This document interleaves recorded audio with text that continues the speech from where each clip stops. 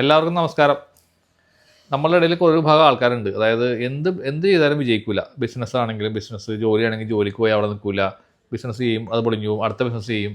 അങ്ങനെ മാറി മാറി ഒരുപാട് പരിപാടികൾ എല്ലാം പൊളിഞ്ഞ് പാളീസായി കഴിഞ്ഞിട്ട് ലാസ്റ്റ് വിശ്വാസം ഇല്ലാത്ത ആൾക്കാരായിരിക്കും. ആത്മീയതയിൽ അല്ലെങ്കിൽ ഭക്തി ഉണ്ടാവാത്ത ആൾക്കാരായിരിക്കും. പക്ഷേ ലാസ്റ്റ് വന്ന് വിടുന്ന എവിടെയാണ്? ഭക്തി മാർഗത്തിലേക്ക് വന്ന് വീഴും. ലാസ്റ്റ് ഒരു ആശ്വാസം എന്നുള്ള മട്ടിൽ ഭക്തി ചെന്ന് വിടും. കുറേ കഴിയുമ്പോൾ അവർ ആദ്യം കൂടി ഇങ്ങനെ സഞ്ചരിക്കും. പല പല യാത്രകൾ, കാര്യങ്ങൾ, ജപങ്ങൾ, ദീക്ഷ എടുക്കൽ, അങ്ങനെയുള്ള. അപ്പോൾ എന്തുകൊണ്ടാണ് അങ്ങനെ നമ്മൾ ചെയ്യുമ്പോൾ നമുക്ക് പൊളിഞ്ഞു പോകണേ എന്നുള്ളൊരു കാര്യം നിങ്ങൾ ആലോചിച്ച് വെക്കേണ്ട. അപ്പോൾ നമ്മളൊരു പ്രശ്നം വെക്കുന്ന ആളുടെ നിന്ന് കഴിഞ്ഞാൽ ചിലപ്പോൾ അവർ പറയുന്നത് ഇങ്ങനെ ആയിരിക്കും. അതായത് നമ്മളുടെ സമയദോഷമാണ്, ഓരോ ഗ്രഹം മൗഢ്യതയുണ്ട്, ആ ഗ്രഹം ഇങ്ങോട്ട് നോക്കുന്നു, ഈ ഗ്രഹം ഇങ്ങോട്ട് നോക്കുന്നു എന്നൊക്കെ. പക്ഷേ അതൊക്കെ ശാസ്ത്രമുണ്ട് കേട്ടോ, ഞാൻ കളിയാക്കി പറയണ കേട്ടോ. അവരവരുടേതായ രീതിയിൽ കൂടി അതിനെ ഇപ്പോൾ നമുക്ക് പറഞ്ഞു തരും. ഇപ്പോൾ അതിനുള്ള പരിഹാരങ്ങൾ പറഞ്ഞു തരും. ഇന്ന വഴിപാട് ചെയ്യൂ, ആ വഴിപാട് ചെയ്യൂ, ഈ വഴിപാട് ചെയ്യൂ എന്ന് പറയും. അപ്പോൾ നമ്മളിങ്ങനെ വഴിപാടൊക്കെ ചെയ്ത് എല്ലാം ചെയ്ത് വഴിപാട് ചെയ്ത് നമ്മൾ മടുക്കും. പക്ഷെ നമുക്ക് ജീവിതത്തിൽ ഒരു മാറ്റം ഉണ്ടാവില്ല.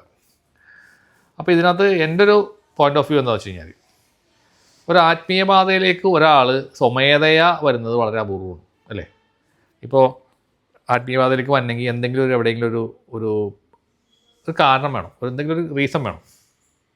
അപ്പോൾ ആ റീസൺ ഉണ്ടെങ്കിൽ മാത്രമേ ആൾക്കാർ അങ്ങോട്ടേക്ക് എത്തുള്ളൂ.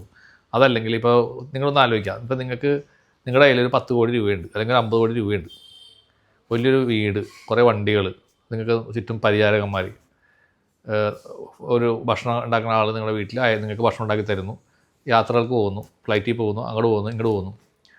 അങ്ങനെ പോയിക്കൊണ്ടിരിക്കുമ്പോൾ നിങ്ങൾ ആർഭാടത്തിൽ മുങ്ങി ജീവിക്കുമ്പോൾ നിങ്ങളാരെങ്കിലും ആത്മീയതയെപ്പറ്റി ചിന്തിക്കുമോ? അല്ലെങ്കിൽ നിങ്ങൾക്ക് അതേപോലത്തെ ഒരു പാത വേണമെന്ന് ആഗ്രഹം ഉണ്ടാവുമോ? ലക്ഷറിയുടെ ഉള്ളിൽ കിടന്ന് ഇങ്ങനെ എന്താ പറയുക, മുങ്ങി കുളിച്ചുകൊണ്ടിരിക്കുന്ന ഒരവസ്ഥയിൽ ആത്മീയപാതയിലേക്കൊന്നും പെട്ടെന്ന് ആർക്കും വരാൻ തോന്നില്ല. പക്ഷേ കുറച്ച് പേരൊക്കെ ഉണ്ട് കേട്ടോ, ഞാൻ എല്ലാവരും ഉദ്ദേശമല്ല, ഒരു മെജോറിറ്റി പീപ്പിളാണ് ഞാൻ ഉദ്ദേശിക്കുന്നത്. അതങ്ങനെ പോയിക്കൊണ്ടിരിക്കും. പക്ഷേ നിങ്ങൾക്ക് ഈ സൗകര്യങ്ങളൊക്കെ ഇല്ലാണ്ടാവുന്ന സമയത്ത്, ഒന്നുമില്ലാത്ത ഒരു അവസ്ഥയിലേക്ക് എത്തുന്ന സമയത്ത് ആയിരിക്കും നിങ്ങൾ ഈ ആത്മീയപാതയിൽ അമ്പലത്തിൽ പോയി, തൊട്ടടുത്തുള്ള അമ്പലത്തിൽ ഇതുവരെ പോകാത്ത ആൾ ആ അമ്പലത്തിൽ പോയിട്ട് അയ്യോ ദൈവമേ എനിക്ക് പഴയതൊക്കെ മടക്കി തന്നെ എന്ന് പ്രാർത്ഥിക്കും. അപ്പോൾ അതാണ് അതിൻ്റെ ഒരു രീതി. പൊതുവെ ഭഗവാനെ വിളിക്കണത് എപ്പോഴും നമുക്കൊരു വിഷമം വരുമ്പോഴും ബുദ്ധിമുട്ട് വരുമ്പോഴും മാത്രമായിരിക്കുള്ളൂ അത്തരം ആൾക്കാർ, അല്ലാതെ ഭഗവാനെ വിളിക്കില്ല അവർ. പക്ഷേ വേറൊരു ഭാഗം ആൾക്കാരെന്ന് പറഞ്ഞു കഴിഞ്ഞാൽ ആ ഭക്തി ആ രക്തത്തിൽ തന്നെ അരിഞ്ഞേക്കണത് ചെറുപ്പം പോലെ തന്നെ അമ്പലത്തിൽ പോലും പ്രാർത്ഥിക്കലും ജപങ്ങളും കാര്യങ്ങളൊക്കെ ആയിട്ട് നടക്കുന്ന ഒരു ഭാഗം ആൾക്കാരുണ്ട്. അവരങ്ങനെ പോയിക്കൊണ്ടേയിരിക്കും സ്ഥായിയായിട്ട്. പക്ഷേ അവർക്ക് അത്ര വലിയ ബുദ്ധിമുട്ടുകൾ ചിലപ്പോൾ ഉണ്ടാവാറുമില്ല. അവർ ആ ട്രാക്കിൽ എങ്ങനെ പോയിക്കൊണ്ടിരിക്കും. മറ്റവർക്കാണ് പെട്ടെന്നുള്ളൊരു ഉയർച്ചയും പെട്ടെന്നുള്ളൊരു താഴ്ചയൊക്കെ വരുന്നത്.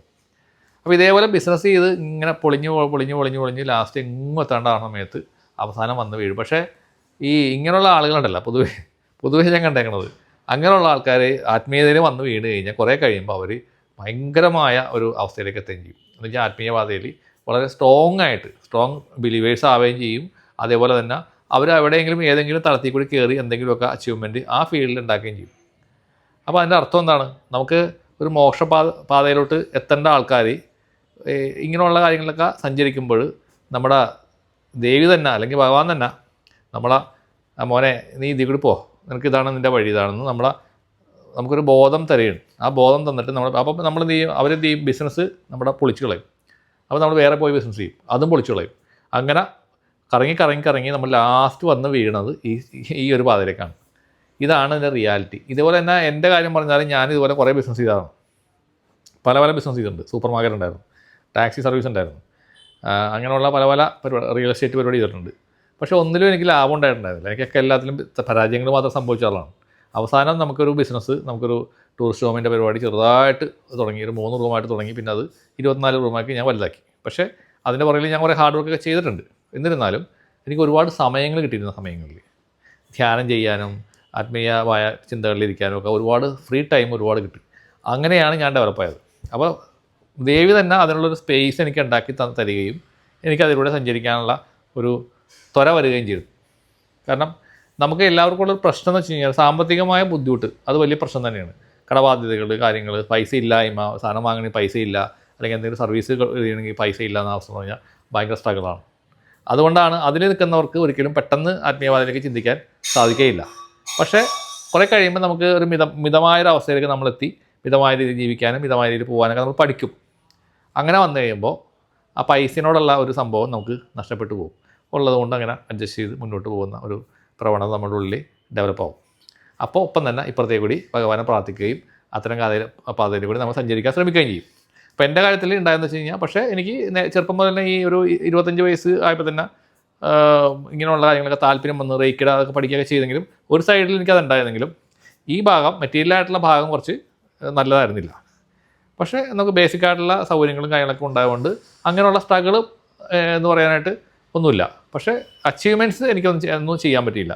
പിന്നീട് നമ്മൾ ഈ ആത്മീയവാദത്തിലേക്ക് സ്ട്രോങ് ആയിട്ട് വന്ന് അതുകൂടി കയറിയ ശേഷമാണ് എനിക്ക് മെറ്റീരിയൽ ബെനിഫിറ്റ് വന്നു തുടങ്ങിയത്.